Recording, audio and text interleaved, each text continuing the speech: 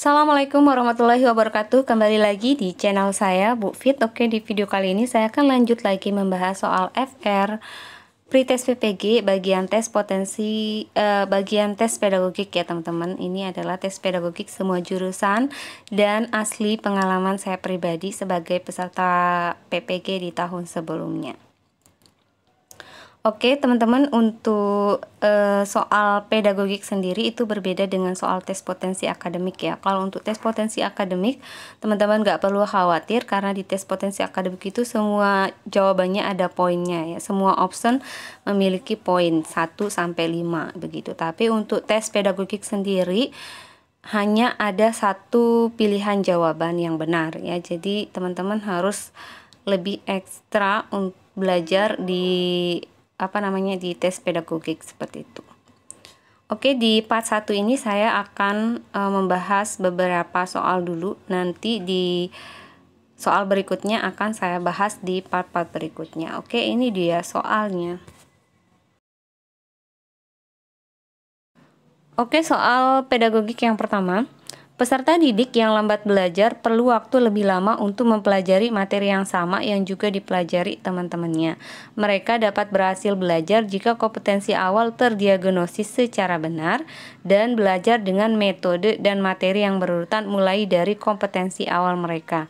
Di antara langkah-langkah berikut, langkah manakah yang perlu dilakukan oleh seorang guru setelah melakukan penilaian otentik?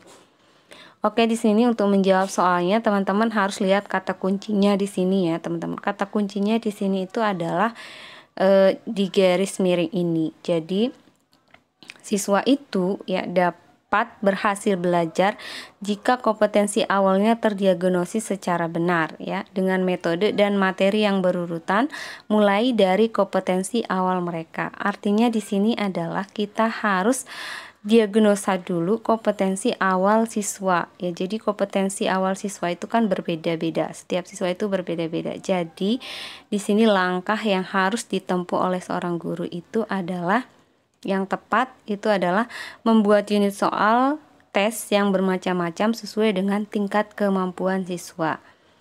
Jadi kan pada umumnya guru itu membuat soal yang sama ya terhadap semua siswa. Padahal di sini seharusnya guru itu membuat soal bermacam-macam sesuai dengan tingkat kemampuan siswa atau sesuai dengan kompetensi awal dari siswa, di mana kompetensi awal dari siswa itu berbeda-beda ya. Jadi soalnya pun harus berbeda-beda. Jadi di sini jawaban yang paling tepat yang benar itu adalah B ya, membuat unit soal tes yang bermacam-macam sesuai dengan tingkat kemampuan siswa. Oke, soal berikutnya, soal nomor 2, peserta didik diminta untuk melakukan penilaian terhadap sikap menghargai pendapat orang lain dalam proses diskusi kelas. Jenis penilaian yang tepat digunakan oleh guru dalam hal ini adalah A. Penilaian antar peserta didik, B. Lembar kerja pengamatan, C. Catatan anekdot harian, D. Wawancara dengan subjek, E. Jurnal pembelajaran. Oke, jadi di sini kata kuncinya juga ada di soal tanda petik ini ya, yakni peserta didik yang diminta untuk melakukan penilaian. Jadi jelas jawabannya penilaian yang tepat itu di sini adalah penilaian antar peserta didik, karena kata kuncinya di sini peserta didik yang melakukan penilaian ya. Jadi jawabannya adalah A ya, penilaian antar peserta didik. Nah, ini adalah salah satu contoh instrumen penilaian peserta didik ya. Jadi nanti siswa tinggal checklist untuk penilaiannya ya kepada temannya yang lain seperti itu. Misalnya menghargai pendapat orang lain, menghormati teman yang berbeda pendapat dan lain sebagainya. Oke, saya rasa ini teman-teman guru juga sudah paham benar ya. Oke, selanjutnya soal nomor 3. Guru menyajikan kasus manusia yang menyebabkan terjadinya pemanasan global. Peserta didik diminta untuk menganalisis dan mencari alternatif solusi terhadap permasalahan tersebut. Dalam situasi pembelajaran seperti ini, guru dapat menggunakan jenis penilaian A. Isian singkat, B. Tes bentuk uraian terbatas, C. Penilaian proses, D. Tes bentuk uraian bebas, E. Penilaian produk. Oke, di sini kata kuncinya ya teman-teman, peserta didik diminta untuk menganalisis ya.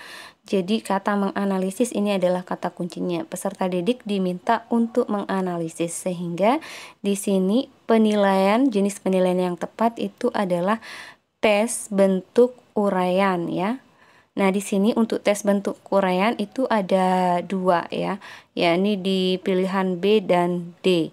Yang di B itu tes bentuk uraian terbatas, sedangkan yang D itu tes bentuk uraian bebas. Di sini yang menjadi jawabannya itu adalah tes bentuk uraian bebas ya teman-teman, karena di sini kata kuncinya menganalisis. Jadi kalau sudah menganalisis berarti jawabannya itu luas ya teman-teman, sehingga tes penilaian yang tepat itu adalah tes bentuk uraian bebas.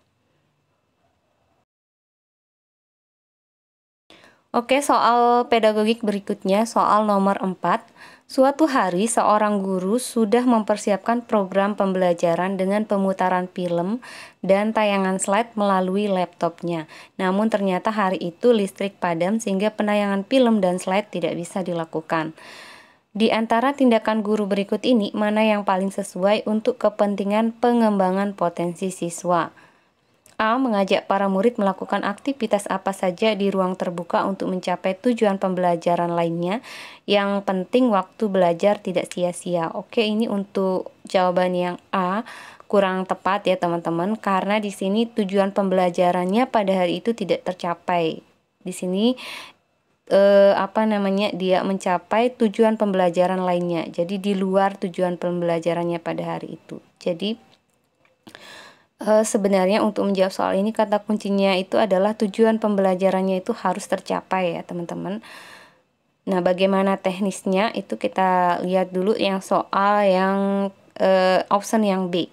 Segera mengkreasikan kegiatan pembelajaran tanpa menggunakan aliran listrik agar waktu tidak terbuang sia-sia dan tujuan pembelajaran tetap tercapai. Nah, ini yang benar ya.